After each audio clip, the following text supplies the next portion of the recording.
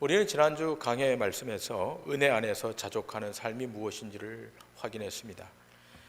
바울 사도가 깨닫게 된 그 자족은 일상의 삶에서 얻어진 것이 아니라 온갖 고난을 당한 가운데서 배웠던 그런 복음의 내용이었습니다.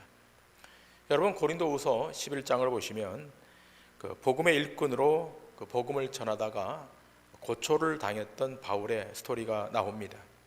옥에 많이 갇히고 매도 수없이 맞고 여러 번 죽을 뻔하고 또 유대인에게 40에 하나 감한 매를 5번이나 맞고 또 3번 퇴장을 당하고 또 3번 파손당하고 또 일주일을 깊은 바닷속에 지내고 또 동족의 위험과 이방인의 위험과 또 거짓 형제 중의 위험을 당했다라고 기록되어 있습니다. 자, 그런데 역설적이게도 바울은 이러한 것을 자랑하기 위해서 말하고 있지 않고 예수를 증거하기 위한 하나님의 역사였다는 것을 증거합니다. 그러면서 부득불 내가 자랑할 것이 있다면 자신의 약함을 자랑하겠노라 라고 밝힙니다. 고린도후서 11장 29절 이하에 이렇게 말하고 있지 않습니까? 누가 약하면 내가 약하지 아니하며 누가 실족하게 되면 내가 애타지 아니하더냐? 내가 부득불 자랑할진대 내가 약한 것을 자랑하리라. 우리가 지금 보고 있다시피 바울은 온갖 고난 중에서 이 복음을 증거하고 있습니다. 그것도 한 개인으로가 아니라 그 복음을 위임받은 사도의 자격으로 이 복음을 증거합니다.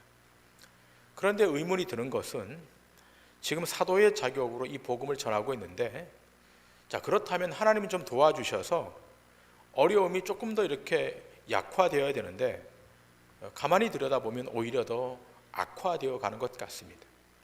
오히려 그 문제들이 더 많아지는 것 같습니다. 그러나 이 바울이 자신의 사역의 말년으로 가면서 하나님께서 어떻게 자신을 인도해 가시는지를 깨닫게 됩니다. 어떻게 이러한 고난과 장애 속에서 하나님의 선한 뜻이 성취되는가를 확인하게 됩니다. 바울은 이 과정을 통해서 그리스도 안에서 자족하는 법을 배웠다라고 고백합니다. 그러므로 예수 그리스도의 십자가를 증거하는 모든 신자들은 다 이 바울같이 그의 은혜 안에서 자족을 배우고 또 자족을 누려야 하는 것입니다. 지난주 본문 빌립보서 4장 10절 이하의 바울은 이렇게 말합니다. 내가 주 안에서 크게 기뻐함은 너희가 나를 생각하던 것이 이제 다시 싹이 나미니 너희가 또한 이를 위하여 생각은 하였으나 기회가 없었느니라. 내가 궁핍함으로 말하는 것이 아니니라. 어떠한 형편에든지 나는 자족하기를 배웠노니 나는 비천에 처할 줄도 알고 풍부에 처할 줄도 알아. 모든 일 곧 배부름과 배고픔과 풍부와 궁핍에도 처할 줄 아는 일체의 비결을 배웠노라. 내게 능력 주시는 자 안에서 내가 모든 것을 할 수 있느니라. 자, 지금 바울은 대단히 궁핍한 가운데 직면해 있지만 그럼에도 불구하고 어떤 형편에든지 나는 자족하고 있고 그래서 비천에 처할 줄도 알고 풍부에 처할 줄도 알아. 모든 일, 배부름과 배고픔과 풍부와 궁핍에도 그것을 대처할 수 있는 일체의 비결을 배웠다라고 고백합니다. 이 자족의 은혜로 나는 그리스도 예수 안에서 그 어떤 것도 할 수 있다라고 고백합니다. 이 고백이, 이 신앙의 고백이 오늘 예배하고 있는 여러분의 신앙의 고백이 되기를 주님의 이름으로 축원합니다. 자, 이러한 바울의 고백이 있게 된 다음 바울은 오늘 본문의 말씀을 꺼내고 있습니다. 자, 오늘 본문의 말씀 빌립보서 4장 14절 이하의 말씀을 보시겠습니다. 그러나 너희가 내 괴로움에 함께 참여하였으니 잘하였도다. 빌립보 사람들아, 너희도 알거니와 복음의 시초에 내가 마게도냐를 떠날 때 주고받는 내일에 참여한 교회가 너희 외에 아무도 없었느니라. 데살로니가 있을 때에도 너희가 한 번뿐 아니라 2번이나 나의 쓸 것을 보내었도다.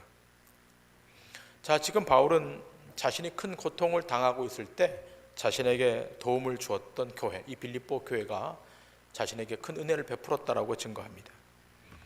우리가 지난 강해의 말씀에서 확인한 바와 같이 빌립보 교회는 바울이 복음 사역을 감당할 때 몇 차례에 걸쳐서 선교 헌금을 보내주었고 또 사람까지 보내주어서 바울의 사역에 동참했습니다.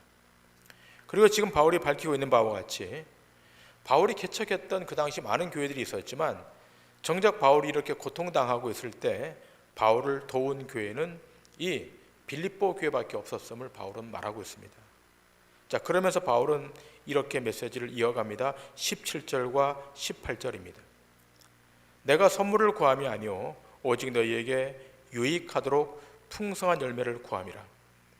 내게는 모든 것이 있고 또 풍부한지라 에바브로디도 편에 너희가 준 것을 받음으로 내가 풍족하니 이는 받으실 만한 향기로운 제물이요 하나님을 기쁘시게 한 것이라. 자, 바울이 말합니다. 내가 더 이상 어떤 도움도 바라지 않겠다.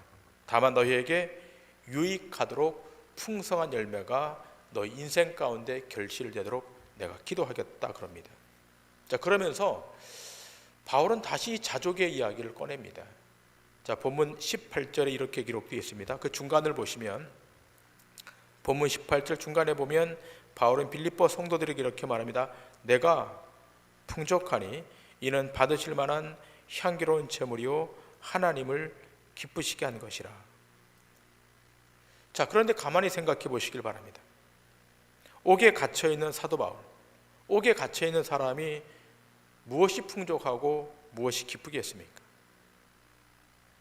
사실 지금 바울은 이 옥에 갇히는 일로 말미암아 그의 사역은 거의 끝나가고 있었습니다. 또 그의 건강도 좋은 상태가 아니었습니다. 그리고 자신을 그렇게 후원했던 성도들이 떠나가고 있었고 또 교회들도 이 바울의 사역에서 멀어지고 있습니다. 그럼에도 불구하고 바울은 풍부하다고, 풍족하다고, 능력 주시는 자 안에서 내가 모든 것을 할 수 있다라고 고백합니다. 만일 여러분이 어떤 선교사님을 잘 알고 있는데 그 선교사님이 말할 수 없는 고통 가운데 직면해 있습니다. 바울처럼 복음을 증거하다가 그 나라 감옥에 갇혔습니다. 언제 거기에서 나올지 알 수 없는 그런 암울한 상황입니다. 자, 그러면 여러분 어떤 마음이 들겠습니까? 저도 우리 교단에서 파송된 많은 선교사님들을 알고 있고 또 그분들의 근황을 듣고 있습니다. 그분들 중에 꽤 상당수 선교사님들이 지금 사역의 고통을 받고 있고 또 최근에는 또 그 현장을 이탈할 수 없어서 사역을 하다가 코로나19에 감염이 되어서 목숨을 잃은 분도 계십니다. 자, 그런데 이런 극한의 상황에, 이런 어려운 상황에 직면한 선교사님이 바울처럼 자신은 풍부하다고, 풍족하다고, 내게 능력 주시는 자 안에서 모든 것을 할 수 있다고, 나는 자족하다고 말하고 있다면 여러분의 마음이 어떻겠습니까? 이분들의 상황을 모를 때야 그냥 그 말을 넘어갈 수 있겠습니다. 그러나 지금 잘 알고 있는데, 이 사역에 큰 고통을 받고 있는데 이렇게 말을 한다면 여러분 마음이 어떠시겠습니까? 우린 이 지점에서 바울이 이러한 사역의 태도를 우리에게 보여주고 있는 것을 여러분 우리는 배워야 됩니다. 바울이 어떻게 이 고통의 상황, 이 어려운 이 고난의 상황을 뛰어넘어서 풍족하다고, 풍부하다고, 모자라는 것이 없다고, 일체의 삶의 비결을 배웠다고 말할 수 있을까? 우리 이 놀라운 역설적인 이 바울의 메시지 안에 담겨있는 그 뜻을 배울 수 있어야 될 것입니다. 지난 시간에도 말씀드린 바와 같이 바울이 이 빌립보까지 오게 될 때 여러 도시들을 거쳐옵니다. 그 거쳐온 도시들 가운데 가장 유명했던 도시는 그리스 아테네였습니다. 여러분들 알다시피 이 아테네는 헬라 철학의 중심지였고 또 온갖 우상들이 난무했던 그런 곳이었습니다. 헬라 사람들이 만들어 놓았던 신전들과 제단들이 넘쳐나고 있었습니다. 이러한 종교성이 강한 이 지역에 바울이 들어가서 그들 앞에 복음을 증거합니다. 그 내용이 사도행전 17장 22절 이하에 기록되어 있습니다. 이렇게 기록되어 있습니다. 바울이 아레오바고 가운데 서서 말하되 아덴 사람들아 너희를 보니 범사에 종교심이 많도다. 내가 두루 다니며 너희가 위하는 것들을 보다가 알지 못하는 신에게라고 새긴 단도 보았으니 그런즉 너희가 알지 못하고 위하는 그것을 내가 너희에게 알게 하리라. 우주와 그 가운데 있는 만물을 지으신 하나님께서는 천지의 주재신이 손으로 지은 전에 계시지 아니하시고 또 무엇이 부족한 것처럼 사람의 손으로 섬김을 받으시는 것이 아니니 이는 만민에게 생명과 호흡과 만물을 친히 주시는 이심이라. 자, 바울이 지금 아테네 광장에 서서 말합니다. 아레오바고 광장에 서서 말합니다. 너희 앞에 있는 신전, 그 신전 안에 있는 신은 너희가 만든 신이다. 만들어졌기에 생명이 없는 죽은 신이다. 그러나 내가 믿는 신, 내가 믿는 하나님은 살아있는 신이다. 그래서 손으로 지은 전에 계시지 않으시고 또 무엇이 부족한 것처럼 사람의 손으로 섬김을 받지 아니하시는, 스스로 존재하시고 스스로 모든 것을 창조하시고 운용하시고 경영하시는, 모든 피조물에게 공급하시는 만유의 주시다 라고 말하는 겁니다. 지금 엄청난 신전들이 질비하게 세워져 있는 이 아테네 한복판에서 헬라 사람들의 이 종교성을 정면으로 반박합니다. 여러분, 당시 헬라 사람들이 갖고 있었던 신에 대한 개념은 무엇입니까?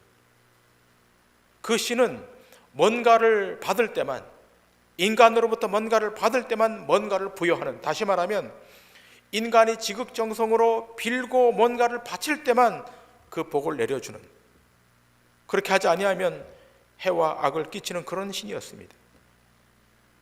그러니까 인간이 뭔가를 줘야만 그 신도 응답하는 그런 신이었습니다. 마치 우리나라에 토착해 있는 토착 종교의 신의 개념과 같아요.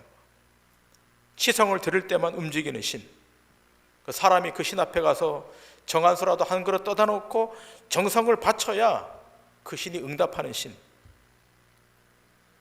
그 신이 헬라 시대 사람들의 신이었습니다. 그것이 그 당시의 종교상이었습니다. 세상에 존재하는 모든 종교는 다 이 카테고리 안에 있다고 해도 과언이 아닐 것입니다. 자, 그랬기 때문에 헬라 사람들이 어떻게까지 했는가 하면 자신이 알고 있는 신은 날마다 가서 치성을 바쳤고, 혹 내가 모르는 신이 있다 그러면 신전을 만드는 거예요. 알지 못하는 신에게라는 신전을 만들어서 그 신전 앞에까지 가서도 빌었다는 거예요. 이것을 바울이 꼬집고 있는 겁니다. 이게 그 당시 헬라를 지배했던 신에 대한 개념이었습니다. 그러나 기독교 신앙은 그것을 인정하지 않습니다. 기독교 신앙은 인간의 종교성으로 신과 거래하기 위하여 무엇을 바치는 것을 금하고 있습니다. 우리가 믿는 하나님은 우리가 어떤 육신적 이해관계 안에, 계약관계 안에 놓여있는 그런 신이 아닙니다. 우리가 믿는 창조주 하나님은 인간이 창조되기도 전에 이미 창조된 다른 피조물들을 보시고 좋아하셨다라고 말씀하신 분이십니다. 하늘이 창조되고 땅이 창조되고 하늘의 별과 달이 창조될 때, 동물과 식물들이 창조될 때, 창조 첫날부터 인간이 만들어지기 전 6째 날 전까지 이미 그때에도 하나님은 이 세상의 온갖 피조물들을 보시고 좋으셨다라고 말씀하셨습니다. 그리고 마지막에 하나님의 형상대로 만든 인간을 보시고 하나님께서 보시기에 좋았다라고 말씀하셨습니다. 이게 하나님의 창조 사역입니다. 그런데 그렇게 마지막으로 하나님의 형상대로 창조된 인간이 하나님이 그토록 취하지 말라고 했던 선악과를 취합니다. 선악과가 상징하는 바가 무엇입니까? 하나님이 주권자라는 것, 하나님은 창조주라는 것입니다. 이것의 상징이 선악과입니다. 자, 그런데 그 선악과를 범합니다. 하나님의 주권을 인정할 수 없다는 겁니다. 하나님의 주체성을 받아들일 수 없다는 겁니다. 자기가 주체자가 되려고, 자기가 선과 악의 주체자가 되려고 이 선악과를 취한 것입니다. 피조된 존재임에도 불구하고 마치 자신이 귀인인 것처럼 착각하고 선악과를 따먹은 것입니다. 이것이 죄의 시작이고 사망의 출발이었습니다. 자, 이때부터 인간은 죄가 가져다주는 두 가지 개념을 취합니다. 하나는 인간의 주체성, 또 하나는 인간의 자율성. 이 두 개의 이데올로기를 손에 쥡니다. 자신이 결정하는 것이 옳은 것이고 자신이 판단한 것만이 절대 진리라는 것입니다. 여기에는 무엇이 허용되지 않습니까? 창조주의 섭리, 창조주의 개입, 창조의 역사가 허용되지 않아요. 인정하지 않습니다. 이것이 세상이고 이것이 인간의 본질입니다. 자기가 신입니다. 내 인생은 내가 책임진다는 것입니다. 나의 주체성, 나의 자율성에 그 누구도 손댈 수 없다는 것입니다. 이것이 하나님을 떠난 인생입니다. 그러나 정작 창조된 피조물, 이 세상이 인간의 생각대로 가는 것입니까? 아닙니다. 인간은 절대적 한계를 지닌 피조물에 불과합니다. 인간은 죽음이라고 하는 영원한 숙제, 풀 수 없는 숙제 앞에 직면해 있는 한없이 연약한 존재입니다. 아무리 인간이 뛰어나더라도 세상은 인간의 의도대로 끝나는 것이 아니라 주권자의 의도대로 정리되고 귀결되는 것입니다. 바울도 이 사실을 몰랐다가 다메섹 도상에서 주님을 만난 다음 자신의 모든 주장, 자신의 모든 이데올로기를 다 버립니다. 쓰레기통에 버립니다. 그리고 나서 로마서를 쓰지 않습니까? 이렇게 말합니다. 로마서 11장 33절 이하입니다. 깊도다 하나님의 지혜와 지식의 풍성하며 그의 판단은 헤아리지 못할 것이며 그의 길은 찾지 못할 것이로다. 누가 주의 마음을 알았느냐? 누가 그의 모사가 되었느냐? 누가 주께 먼저 드려서 갚으심을 받겠느냐? 이는 만물이 주에게서 나오고 주로 말미암고 주에게로 돌아감이라. 그에게 영광이 세세 있을지어다. 아멘. 하나님을 몰랐던 바울이 하나님을 만나면서 무엇을 한 것입니까? 만물이 주에게서 나오고 주로 말미암고 주에게로 돌아감이라. 여러분, 바울만 이러한 의식을 갖고 있었던 것이 아니라 이미 구약의 다윗도 이러한 의식이 있었습니다. 그래서 역대서에 이렇게 말합니다. 여러분이 알다시피 다윗은 예루살렘 성전을 짓고 싶어 했습니다. 자, 그런데 정작 다윗은 준비만 할 뿐이지 짓는 것은 허락되지 않았습니다. 성전 건축은 그의 아들 솔로몬에 의해서 완성됩니다. 그러나 다윗은 이렇게 준비만이라도 할 수 있도록 그 기회를 주신 하나님 앞에 기쁘게 여기면서 이렇게 고백합니다. 역대상 29장 14절 이하의 말씀입니다. 나와 내 백성이 무엇이기에 이처럼 즐거운 마음으로 드릴 힘이 있었나이까? 모든 것이 주께로 말미암았사오니 우리가 주의 손에서 받은 것으로 주께 드렸을 뿐이니이다. 우리는 우리 조상들과 같이 주님 앞에서 이방 나그네와 거류민들이라. 세상에 있는 날이 그림자 같아서 희망이 없나이다. 우리 하나님 여호와여, 우리가 주의 거룩한 이름을 위하여 성전을 건축하려고 미리 저축한 이 모든 물건이 다 주의 손에서 왔사오니 다 주의 것이니이다. 다윗도 말합니다. 모든 것이 하나님으로부터 왔사오니 모든 것이 다 하나님으로부터 돌아간다는 것입니다. 다 주의 손에서 왔기 때문에 다 주의 것으로 귀결된다는 것입니다. 우리는 다윗과 바울에게서 무엇을 엿볼 수 있습니까? 인간이 노력해서 무엇을 득하고 누리고 사는 것 같지만 그렇지 않다는 겁니다. 모든 것은, 인생의 모든 것은 주권자로부터 나오고 그가 베푸시는 은총으로만 살게 되고 그가 베푸시는 자비와 긍휼로 존재하다가 결국은 주 앞으로 돌아간다는 것입니다. 이것이 신자와 비신자, 불신자의 그런 쪽 차이입니다. 신자는 자기 인생을 자기 힘으로 살지 않아요. 공급하시는 주권자의 힘으로 삽니다. 그러니까 세상은 자기 힘으로 살잖아요. 옆을 보시고 앞을 보시고 뒤를 보세요. 자기 힘으로 살지 위로부터 공급하시는 분의 힘을 의지하지 않습니다. 세상의 모든 종교는 신에게 정성을 바침으로 신이 그 인간에게 혜택을 주는 방식으로 살아요. 그러나 복음은 그걸 거부합니다. 나로부터 시작해서 하나님께로 올라갔다가 다시 나에게로 내려오는 것이 아니라 그것과 관계없이 위로부터 베푸시는 전적인 신적 은총, 하나님의 놀라운 은총, 그것으로만 내가 존속하고 이 땅을 살아가고 또 그분이 예비하신 그 영역으로 다시 돌아가는 것, 이것이 기독교입니다. 그러므로 내 손에 있는 것이 내 것이 아니고 또 내 손에 있지 않더라도 주권자 하나님이 허락하시면 내게 누리도록 반전의 은혜를 누리는 것, 이것이 기독교입니다. 여러분의 손에 있는 것이 여러분이 아닐 수 있어요. 또 여러분의 손에 있지 않다 하더라도 하나님이 허락하시면 누릴 수 있는 것이 신앙인 것입니다.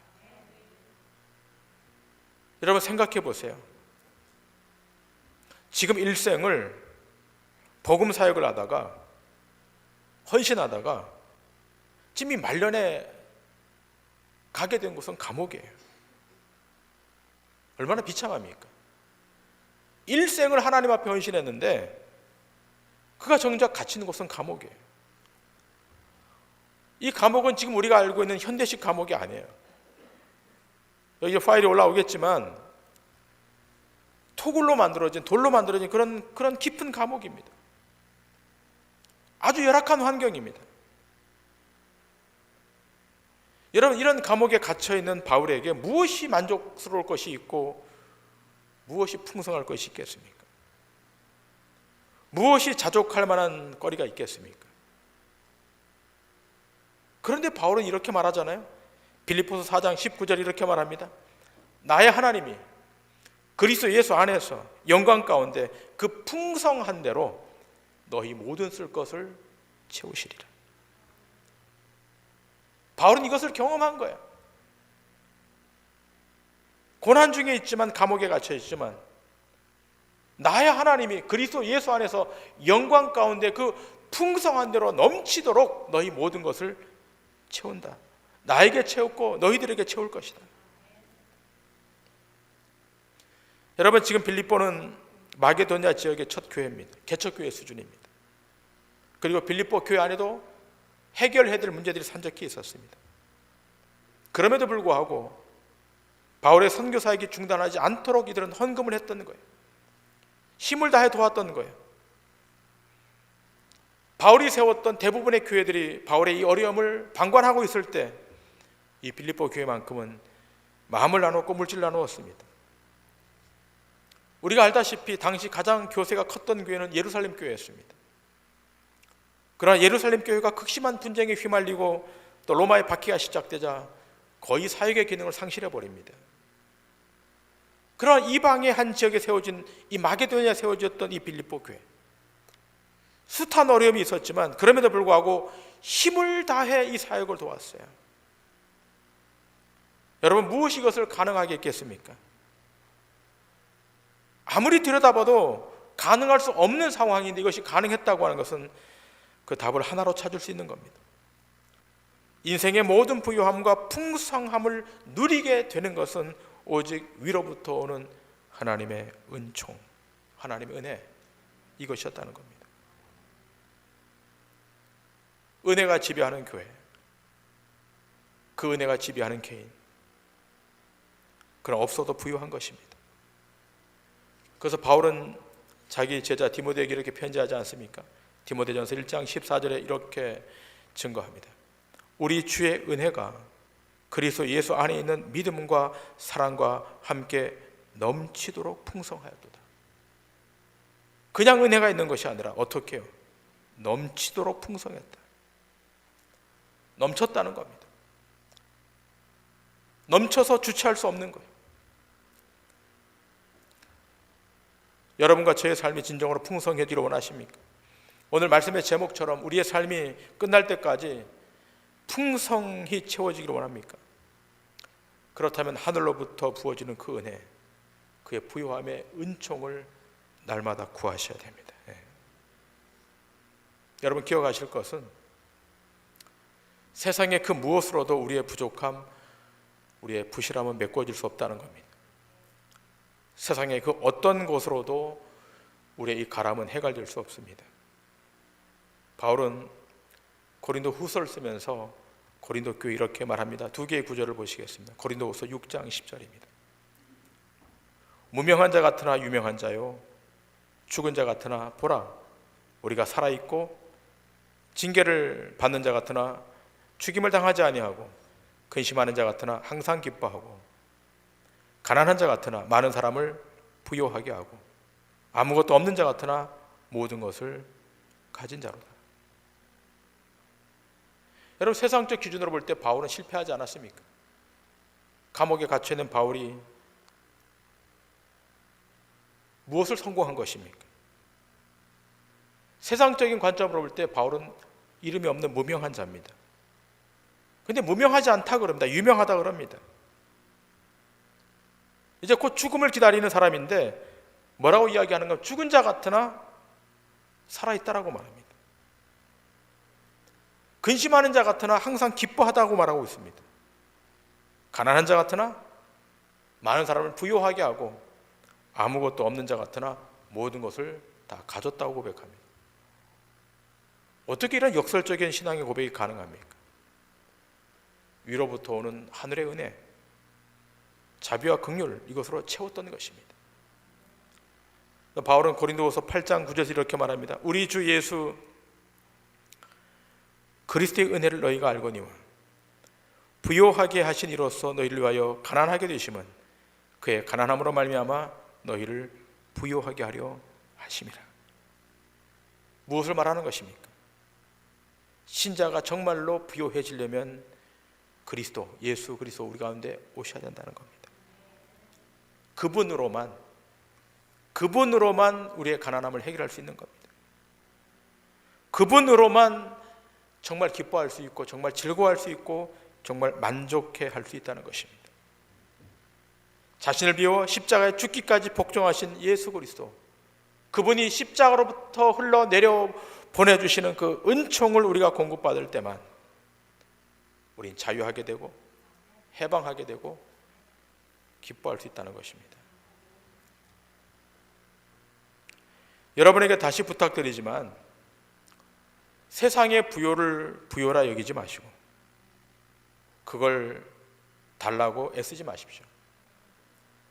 세상 사람이 다 그걸 해야 한다고, 그렇게 안 하면 뒤처진다고, 여러분의 아들이 딸이 그렇게 안 하면 그 대열에서 낙오된다고 그렇게 할지라도 거기에 현혹되지 마십시오.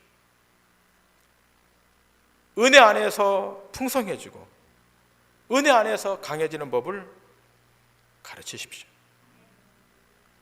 진리가 무엇인지, 무엇이 주의 주됨을 증거하며 사는 것을 훈육하셔야 됩니다. 여러분 자녀의 점수가 1점 올랐다고 기뻐할 것이 아니고 5점 올랐다고 즐거워할 것이 아니라 그리스도 안에 있는 참 진리, 참 생명이 무엇인지를 아는 것으로 인해서 박수해 주시고 기뻐하셔야 되는 것입니다. 그것만이 세상을 이기며 그것만이 세상을 넘어서며 그것만이 우리를 존재케 하시는 하나님의 뜻과 섭리를 온전히 이루는 것임을 한시라도 잊지 마시길 바랍니다. 그럴 때만 여러분은 강해질 수 있습니다. 그럴 때만 여러분의 인생이 끝나는 시간까지 부요가 무엇인지, 풍성이 무엇인지, 인생의 참 만족이 무엇인지를 알게 되는 것입니다. 저는 우리 동도중앙교회 공동체원 모두가 그 하나님의 놀라운 그 자비와 은총과 구속의 은혜를 경험하심으로 여러분의 삶에 아름다운 열매만이 맺어주시고 주의 거룩한 영광만이 나타나지는 그런 은혜의 역사가 있기를 주님의 이름으로 간절히 축원합니다.